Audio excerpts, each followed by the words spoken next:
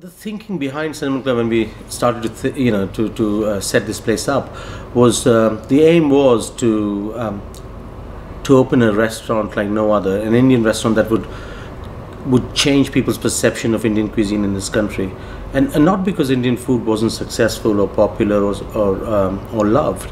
To the contrary, it was all of those things. It was there were possibly 9,000 Indian restaurants in the UK even before the Cinema Club opened. But there was a cheap and cheerful tag attached to Asian restaurants, or there wasn't a dining scene per se.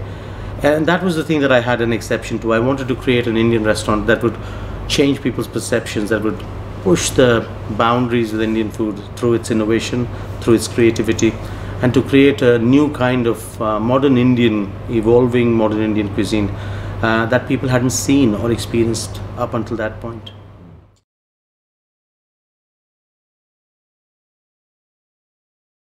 You see, I think evolution is possibly the pillar on which everything, the success of Cinema Club stands. The fact that there have been so many awards and so many rewards, and it's very easy for a new restaurant or a new place that opens up to be winning awards left, right and center. But when you think about it, for a restaurant that has been around 14 years, no longer news per se, and there's so much that has changed around it. For a restaurant like the Cinema Club to be still to stay at the center of people's minds or awareness when it comes to quality high-end Indian dining, it is down to just one thing, and that is evolution. The only thing that has, I've always maintained that just like any other art form, Indian cuisine, Indian cooking did not have the luxury of standing still. If you were standing still, you were only going backwards because everything else was going to catch up.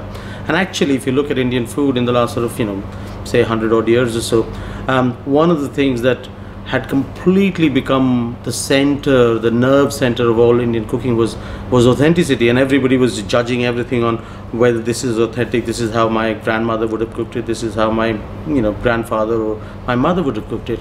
And that straitjacket of authenticity in some ways was actually stifling the cuisine. That was what Cinema Club set out to challenge, and it really did open people's minds and hearts to a whole new world of possibility, and very successfully too. As you can see, this restaurant now, even after 14 years, it serves circa 100,000 people a year. We'll on an average week we'll serve 2,000 people, and most of them would be spending in excess of £100 a head for dinner. This was something completely unimaginable 13-14 years ago.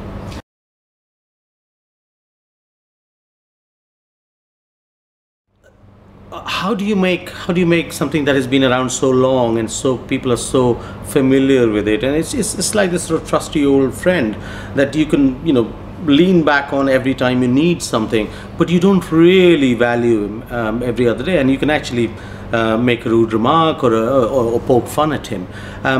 Indian food, I thought, was a bit like that, a friend that was so trusty and so easily accessible that you could go and lean on them anytime you needed something, especially on a Friday night after pints of lager.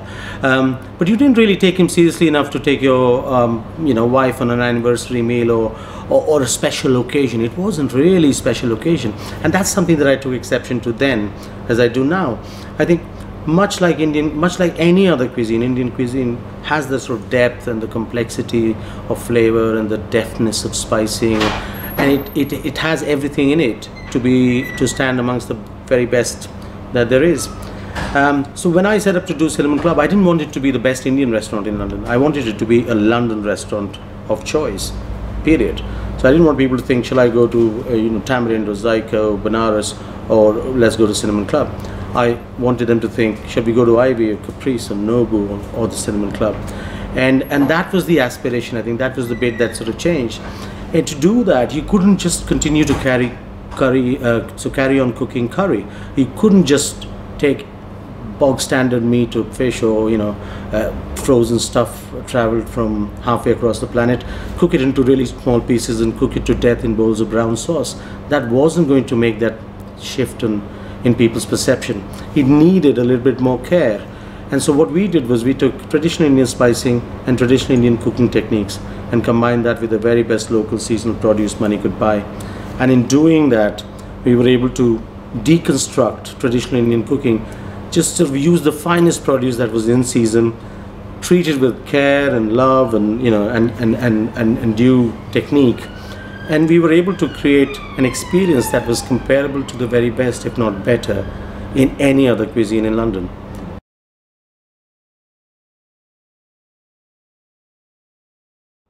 I had, my personal experience has been in this industry that as long as there are people willing to learn and there are people willing to teach, you can teach anybody to cook good Indian food.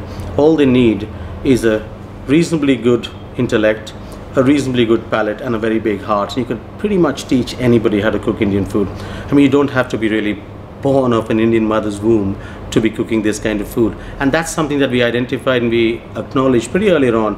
And I've got, at any given point in time, 8 to 10 apprentices who are learning how to cook this kind of food. And they come from very diverse backgrounds and not necessarily all Indian or Asian. And so, yeah, there are ways around it. It just requires a little bit of innovation, a little bit of creativity, and it has worked for us so far.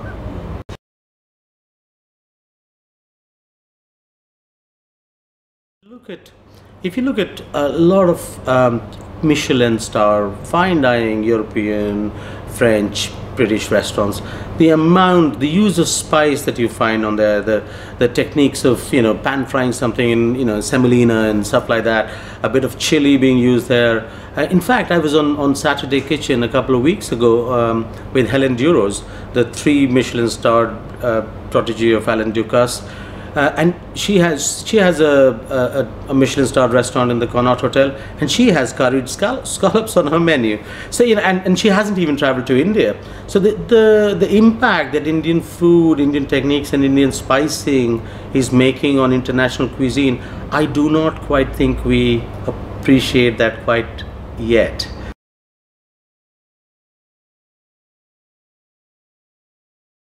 My observation is that we're finding people wanting the full package. So it's not just enough to have good food, but it's also a good vibe, a bit of music, a bit of drinks. It needs to be lifestyle.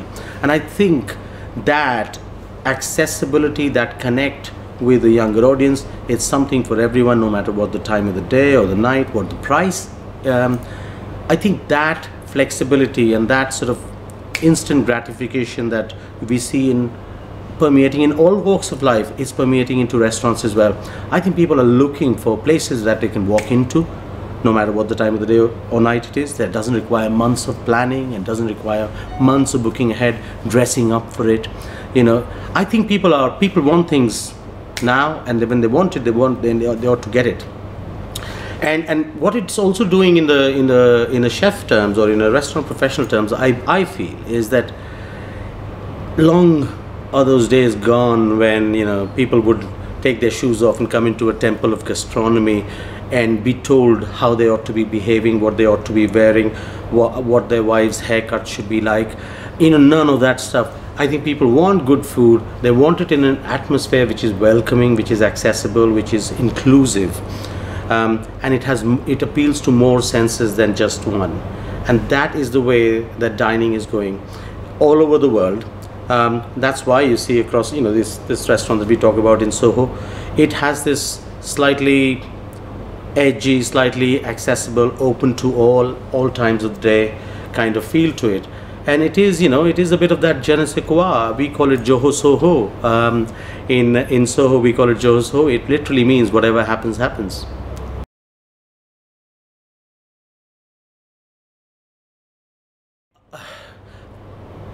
London has just got so much depth and so much breadth. I do not, and I cannot think of another city that has the same breadth and depth of restaurants or eating out. I mean, here in London, you could have a Japanese meal as good as any, if not better than in Japan. You could have an Italian meal as good as any, if not better in Italy. And so, what London is really a well and truly the single largest melting pot of different cultures and different cuisines. Is in many ways the center of the world. And that energy is transcended through every level of restaurants. I find it incredibly difficult to go back to the same restaurants again and again, simply because there's so much energy, so much new stuff happens here, so much innovation. If you ask me what my favorite places to eat would be, if I was feeling like a bit of Thai, I might go to Rosa's Cafe around the corner from Carnaby, on Carnaby Street, from Cinnamon Soho. If I was feeling like a bit of like really sort of mid-market or really good, accessible, funky, high-energy Japanese, I'd go to Roka, and that's possibly the only restaurant I've been to more than 3 or 4 times. If I had to eat really rustic Indian food, I make my way to either Tayyab's or Mirch Masala, whether it's in Tooting. I love that sort of rustic Pakistani slant on subcontinental food. I go to Chennai dosa a lot when I'm in that part of town. If I'm looking at fine dining kind of restaurants, yet again, I mean, my very good friend Eric Chavot, his restaurant Brasserie Chavot in the Westbury Hotel is a particularly good place to go for European cooking and food. And of course, we are awash everywhere with French and modern British and pubs and what have you. If I had to look for a fine dining Indian restaurant, I'd probably head to Vineet Bhatia's Rasoi. This 34, 36 seater townhouse in Sloane Square is a restaurant like no other when it comes to fine Indian, modern Indian cooking at a very, very high level. So I hope I've given you enough options.